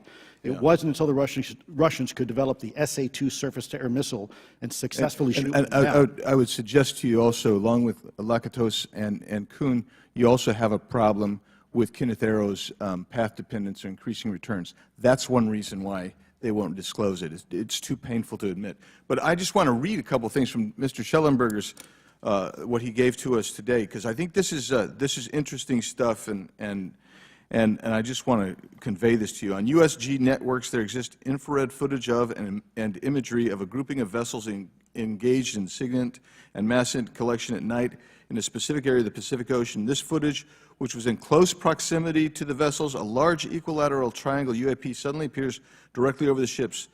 These three bright points are seen at each bottom corner of the UAP, which is observed to slowly rotate on its horizontal axis. And he goes on to describe that. And I just want to read one more, and I'm doing this because I think it's interesting. This stuff is interesting as anything. So let's get this one here, right here. While performing a routine airspace surveillance and control mission in the Eastern Air Defense Sector, an F-22 fighter observed multiple UAP contacts at mission altitude. Moving to intercept, the F-22 pilot noted multiple metallic orbs slightly smaller than a sedan hovering in place. Upon vectoring towards the UAPs, a smaller formation of the metallic orbs accelerated at rapid speed towards the F-22, which was unable to establish radar locks on the presumed hostile UAPs. The F-22 broke trajectory and attempted to evade, but was intercepted and boxed in by approximately 3 to 6 UAPs. And then I'll leave that there, but because I just have no more time left. Well, she's not looking. So let's just get into let's get into part of this. I thought I would be saved by the bell. No. Let's talk about Kuhnian, Lakatoshian type of scientific development, and the problem that we have here is you have institutional blockage of what would be normal development of scientific ideas. And if you want to expand that, Mr. Gold. We're over time, so be very fast, please. I'll just say I'm a recovering attorney, so please take it easy on the science. But all breakthroughs have been heretical at first, And that's the challenge that we face, particularly with something as extraordinary as this, which is why gathering the data is so important. And I'll just end by saying, by the way, the overclassification of material is in no way limited to UAP. That is occurring throughout the government, as well as the inability to get people classifications in a timely and efficient manner, and then to have those classifications be broad enough to be useful. So this is a larger issue that I hope that Congress will look at. Thank you. Thank you, Mr. Biggs. I've been generous. All right, Mr. Burleson, I'll recognize you for 5 minutes of questions, please. Thank you, Madam Chair. Mr. Elizondo, does any branch of the United States government or defense contractors possess technology? Sir, there's documentation that I believe was submitted for the record that was approved for release by the U.S. Pentagon, by the Department of Defense Office of Pre-Publication Security Review, and it states one of the reasons why my predecessor program, OSAP, was trying to collect material of unknown origin. Was it successfully collected? It was not. What happened is that there was an aerospace contract company that requested to divest itself of the material that was collected in the 1950s. Unfortunately, that didn't actually occur. So let's dive into that. That's the Bigelow Airspace, correct? So yes, sir. There was a journalist, Christopher Sharp, who said that there was a transfer between Lockheed Martin, Bigelow Airspace, and the CIA allegedly blocked this. Can you describe that? What I can say is that it was blocked. Why it was blocked, I can only surmise. I was part of some conversations later on with some of those contract personnel where they had told all of us that is accurate. What we required was a memo from the Secretary of the Air Force in order to make that complete, and that never occurred. And so when Secretary Mattis became Secretary of Defense, I decided it would be appropriate for me to try to receive a memo from him as SecDef, as Secretary of Defense, if we could not get a memo from the Secretary of the Air Force to transfer that material. So if that material exists today, who's in possession? Sir, I wouldn't be able to have that conversation in an open hearing. We'd probably have to have that. Okay, my question to you then is, if we were in a secure setting, if we were in a SCIF, would you be able to provide or get access to something, whether it's visuals or material that we could put our hands on, or biologics, that would convince me, that would show me that we have non-human origins? Sir, that decision would not be mine. That would be to the gatekeepers still in the U.S. government. And who would so if you were in our shoes, where would you go from here? How would you get that information? A lot of times we just don't know who to ask because we don't know where to go next. So if you were in our shoes, where would you go? Well, I prefer to answer that question in a closed session. However, we established ARROW for that very purpose, and unfortunately, under its previous leadership, it failed. So one would hope that they would have the authorities necessary to do that. Let's hope that this new iteration of leadership will be successful. In the discussions, it's simply about material, or is there discussion about it was previously testified that there was biologics that were collected. Are you aware of any of that? I am, sir, aware of the reporting that biologics have been recovered. Again, my focus was more nuts and bolts, looking at the physical aspects of these phenomena, how they interacted around military equities and nuclear equities. So I'm certainly not a medical expert. I would not be able to probably provide you a whole lot of value in that simply because I don't have the expertise. But was anything described as that we have possession of bodies? Yes, yes. Is it multiple types of creatures, or? Sir, I couldn't answer that. I can tell you anecdotally that it was discussed quite a bit when I was at the Pentagon. The problem is the supposed collection of these biological samples occurred before my time, in fact, before I was even born. And was this part of the Lockheed Martin discussion, or was this the biologics is a completely separate? Separate yet related. Okay. Has anyone made contact? Sir, I'm sorry, could you specify? Has there been any, to your knowledge, any communication with a non-human life form? So the term communication is a bit of a trick word because there's verbal communication like we're having now. The problem is you also have nonverbal communication. And so I would say definitively yes, but from a nonverbal meaning, when a Russian reconnaissance aircraft comes into U.S. airspace, we scramble 2 F-22s, and we are certainly communicating intent and capability. I think the same goes with this. We have these things that are being observed over controlled U.S. airspace, and they're not really doing a good job hiding themselves. They're making it pretty obvious they have the ability to even interfere with our nuclear equities and our nuclear readiness. Is the United States government and our contractors, are they pulling technology from this? They're reverse engineering this? Sir, as I previously stated, and please forgive me, I am not authorized to discuss specifics about crash retrievals. Again, I signed documentation with the U.S. government. What I can say was, after a very thorough review process by the Pentagon, what I wrote about, and that was my limit, unfortunately, that I was given. Thank you. Yes, sir. Thank you. I would like to recognize Mr. Timmons for 5 minutes of questioning. Thank you, Madam Chair. Mr. Elizondo, you just said something interesting. You said they don't seem to be hiding. They don't seem to be hiding. The UAP sightings are becoming increasingly brash, if you will. And, we've been hearing about these for years, but they've generally been isolated and not as consistent and over critical military installations. Would you say that's fair? Is this becoming increasingly often? Is it happening more and more? Great question, sir. Let me see if I can answer this for you. Certainly, there seems to be some indication that they're being provocative, meaning that they're, in some cases, literally splitting aircraft formations right down the middle. So that's an air safety issue. The question is it the frequency increasing? And really the response is it depends. Yes, it's possible that there is an increase in frequency, but it's also possible that there's heightened awareness now, and there's also more pervasiveness of technology out there that's collecting this information and that can record this information. So we're not quite sure yet if it's actually an increase in numbers of these events, or is it that we have better equipment now to record these things, and we have a better ability, if you will, to analyze these things. And that's my next question. It seems that a lot of these sightings occur near military installations. Do you think that these UAPs are intentionally targeting military installations, or do you think that we have increased abilities to monitor surrounding the military installations? Sir, maybe both. Part of my concern is we have something in the Department of Defense and the intelligence community called IPB, Initial Preparations of the Battle Space. And we use equities like ISR, intelligence, surveillance, and reconnaissance, or other type of equities and technologies to prep the battle space.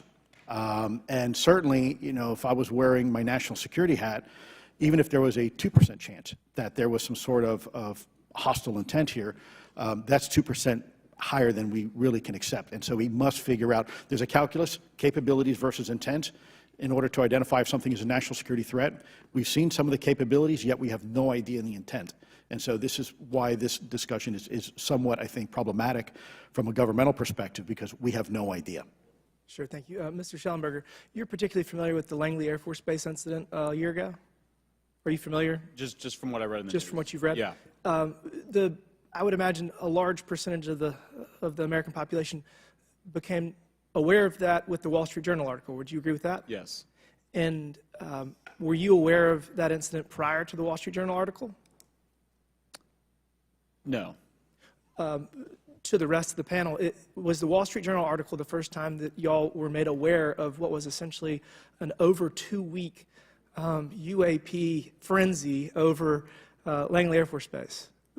Were y'all aware of this prior to the Wall Street Journal article? Anybody? Show of hands. Yes, sir. Dr. Gallaudet, could you give me how did you become aware of it? Well, a colleague of mine who I referenced previously, Chris Mellon, he wrote an extensive article about this, that there were other incursions of drones over Langley before this, as well as many, many military installations over the last 5 decades. And it's my understanding that there's been an ever-increasing in number, and I'm trying to think how to say this because I wear 2 different hats. I'm still in the Air Force. So, I mean, it seems that they're becoming increasingly brash, and the question that we really have to figure out is it China or is it non-human? And I think that's the biggest question the American people want to know. If it's China, it's scary because they have a lot of technology that we cannot explain. And if it's non-human, that's scary because we don't know the intent. Would you say that's fair? Yes, Congressman, and in fact, I really believe that we should use this hearing as a catalyst to improve and bolster our air defense capabilities and our maritime domain awareness capabilities, because obviously there are holes in it, whether it be UAP of non-HI direction or NHI direction, or, like as you say, sir, China or any other adversary.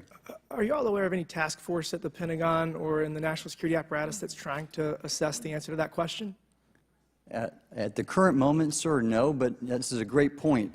From 2020 to 2022, there was a UAP task force in the DoD succeeding where Mr. Elizondo worked, led by Jay Stratton, who had the first comprehensive whole-of-government approach to UAP, which involved pathways to declassification and to increase transparency, as well as assessing the national security risks of UAP. This was a really well-established approach, and we have all advocated that something like it return. I'm running out of time. The last thing is that we need authorities. The law enforcement, military do not have authorities to actually engage, and Congress needs to act to give those authorities to local law enforcement and the military so they have clear guidelines on how to assess these issues going forward. I yield back. Thank you. Thank you. I'd like to recognize Ms. Boebert for 5 minutes of questioning. Thank you, Madam Chair. Now that we have all been cautioned in this committee hearing that the mention of Pentagon's Immaculate Constellation program could put us on a list, well, I already find myself on many lists, I'm sure. So I speak my mind often, so why not just keep going with it? May as well just go all out and say it. The Earth is flat, birds are government drones, and we've never set foot on the moon, and Joe Biden received 81 million votes in the 2020 election. So let's just see how many lists we could get on here today. But Mr. Shellenberger, I wanted to ask you, I think I understand from this hearing that you would agree that classifying information like this is not in the best interest of the people. Is that correct?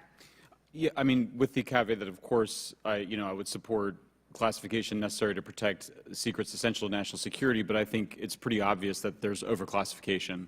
Overclassification, yes. And so in most instances, if they can't tell us what, do you think at some point they'll at least tell us why? You know, President-elect Trump has repeatedly committed to greater transparency, both on the UAP issue, on JFK files, on COVID origins, and many other things. So I think that we need to make sure that the next administration is held accountable for that. Agreed. And this is for all four of you. Yes or no, please. I have many questions I want to get to. Are there any known instances of recovered materials or technologies that are not of human origin and maybe connected to any advanced bioscience defense programs within the USG? I don't know. I wouldn't be able to answer that, ma'am. I don't know. I don't know.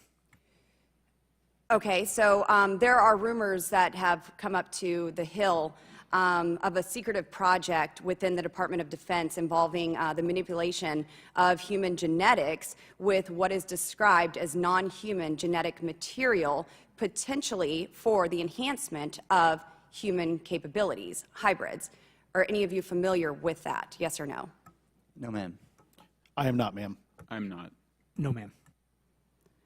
Okay, I would like to know, with Immaculate Constellation, how does this relate to UAP activities, Mr. Shellenberg, in oceanic environments? Are there any instances where the Navy or other maritime forces have encountered UAPs that could not be explained by known technology or natural phenomena? Yeah, the Immaculate Constellation covers both terrestrial and oceanic, and there's actually a number of cases described in the report that occur in the ocean. And do you believe that there is a concerted effort by the Pentagon to keep Congress out of the loop regarding these UAP activities, specifically in our waters? Yes. I think it's about 5% of our ocean that's actually been studied in detail by man, and we've studied more of space than we had of our own oceans. And so are there any accounts of UAPs emerging from or submerging into our water which could indicate a base or presence beneath the ocean's surface? I don't know about a base, but as I mentioned, I had a different source entirely describe this pretty extraordinary footage that exists of orbs, of an orb coming out of the ocean and being met by another orb. Some would say that there's multiple hotspots where we see frequent activity. So in your investigations, have you come across any data or visual evidence like sonar readings or underwater footage of these UAPs? I have not beyond what's in the report. You've written about UAPs not only in the air but in underwater. Are there any specifics on what you've learned about the UAP activity in our oceans? Particularly, have you spoken with sources who have provided any evidence or eyewitness accounts of these UAPs interacting with our naval forces or being detected by our underwater surveillance systems? Nothing beyond what's in the report and then the specific case that I mentioned with the orbs. So this report says it all. There's no other information that we are aware of regarding the activity within our waters. I have other sources that have told me that have shared a significant amount of information, but they're not comfortable with me sharing it at this point. Okay. Are there any technological capabilities observed in these oceanic UAPs that seem to defy our current understanding of physics or our engineering capabilities? It seems like they all do. Yes, I would agree with that. My time is up, but I do appreciate your bravery, your courage for coming here and speaking today. And it seems like there's still some questions that we need answers to, and we will not relent until we get those to the American people. Thank you all. Thank you. I move to allow myself and the ranking member 5 additional minutes for questions without objection, so ordered. Mr. Elizondo, were you read into the Immaculate Constellation program? I would not be authorized to confirm nor deny the existence of any ongoing or past program, especially as it relates to a special access program, either by name or trigraph. Okay, and then does the U.S. government or private contractors, do they work with other foreign countries, China, for example, to exchange data, quote from a source, that intelligence data about UAP? Let me see if I can answer that a little bit more generally, ma'am, if I may. We do have foreign material exploitation programs. That is something that is widely known, and that term itself is unclassified. How exactly that works becomes a bit sensitive. A discussion we could certainly have in a closed session if you like. We do work with international partners and allies quite often, not just in military exercises and workups, but in other intelligence efforts as well. In terms of material that's given to private contractors, is certain material given to certain contractors because of their experience? So, for example, if it's related to submerged and undersea propulsion, would it go to a general contractor like General Dynamics? Yes, ma'am, absolutely correct. Different contractors have different levels of expertise. What's Lockheed's expertise? Aerospace, ma'am. In the UAP space, that's all that, they wouldn't do submerged? No, I didn't say that, ma'am. Okay. Lockheed Martin and others do quite a bit of work both in our atmosphere, in space, and even underwater. There are certain efforts to. It's a tough question you're asking. You put me on the spot here. I'm looking for the answer. Yes, ma'am. No, they are involved in a lot. I would rather let Lockheed Martin explain the different domains that they are involved with. Probably am not authorized to discuss that, but they are involved in a lot of different areas and domains. Admiral, flight safety risks for our pilots, based on what you've experienced and seen in your career. They're extensive, and the one exercise I referred to where I received the email that was then deleted was the pilots, and this is worth bringing out. There are debunkers out there who have said the Go Fast video was just a balloon. That was only one video that was released. There were dozens of these encounters that pilots, friends of Ryan Graves, who's in this room right here, witnessed and caused significant safety concerns. And to almost call out an exercise and shut it down, which is very compressed, and the carrier's getting ready for deployment, and the pilots have to get certified to land on a carrier, it's extreme, to say the least. All right, I have two last questions. Real quickly, Mr. Shellenberger, how do we get more whistleblowers to come forward? Well, this hearing does, is very important, and obviously, I can't encourage whistleblowers to obtain information, but I can guarantee that I will protect them and go to prison to protect their identities. They come to me. Yes, sir. Okay, my last question. The first hearing we had on this, I'd never been briefed on UAPs or what they were, biologics, non-human, et cetera. How would you define, each of you, my last question, how would you define non-human biologics, non-human intelligence? What are we actually talking about? Admiral, and we'll go down the line. I don't think it's a stretch when you look at the diversity of life on this planet and the size of this universe to think that there would be more diverse, higher order, non-human intelligences throughout the universe, and that's probably what's visiting us. I would take the scientific approach. The definition would be the ability to react to a stimulus in a manner that requires an intellectual thought process. I just don't know. I think we must be modest in our assumptions that we're looking for intelligence. That could be biological, it might not. Non-biological, but what non-biological intelligence, what does that mean, though? Artificial intelligence, ML, machines. We assume that all intelligence would be like us, and every time we look out in the universe, we are humbled relative to what we don't know in terms of the forms of intelligence and what it may take. I can assure you I probably can't ask you your question, but I think the ultimate answer is going to surprise us all. And then Mr. Garcia, you had a few closing remarks. I know we're about to hit votes here, so I'll be brief. Just, I want to thank you all for being here. I want to thank Chairwoman Mace especially for holding this important bipartisan hearing. And I want to thank all the committee members that are interested in this topic. I think our commitment to all of you and all the folks that have contacted us, and certainly to the advocates and the pilots, is that we need to continue investigating UAPs. I think the country the country is owed explanations and ensure that the safety of national security is always protected. This is a conversation and questioning that must continue, so I'm very grateful to all of you.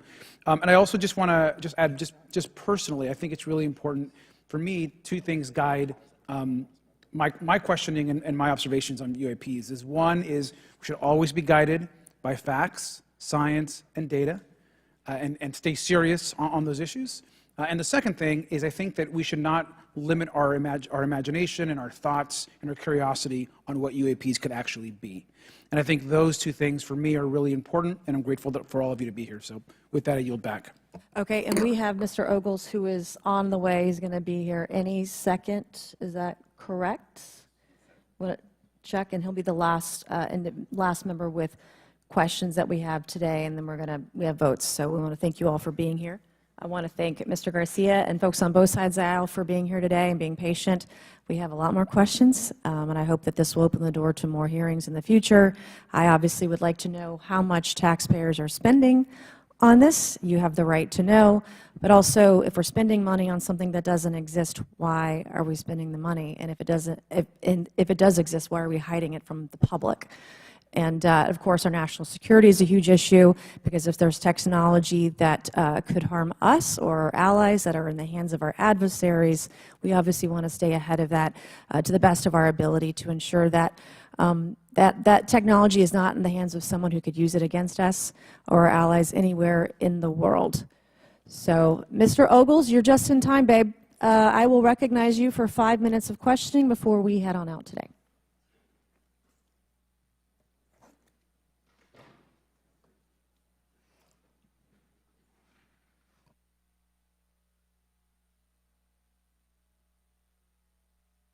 Well, thank you all for being here, and Madam Chairwoman, I'm out of breath because I sprinted to get here, but this is an important hearing.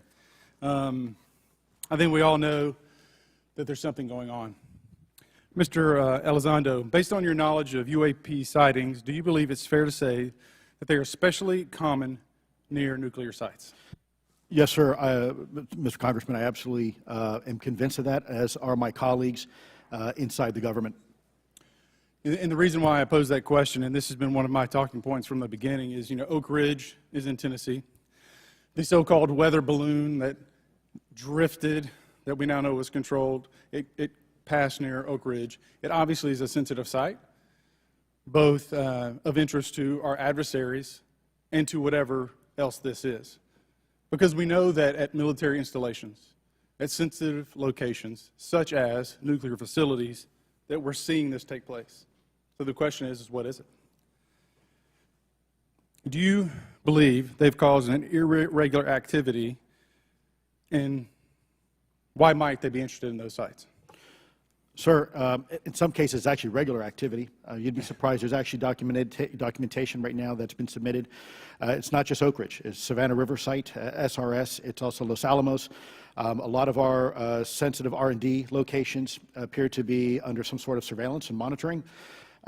Why? Well, because a lot of innovation comes out of those areas, a lot of new technologies, a lot of, if you will, disruptive technologies that we use for our national defense originates out of those locations, and advanced concepts in physics as well.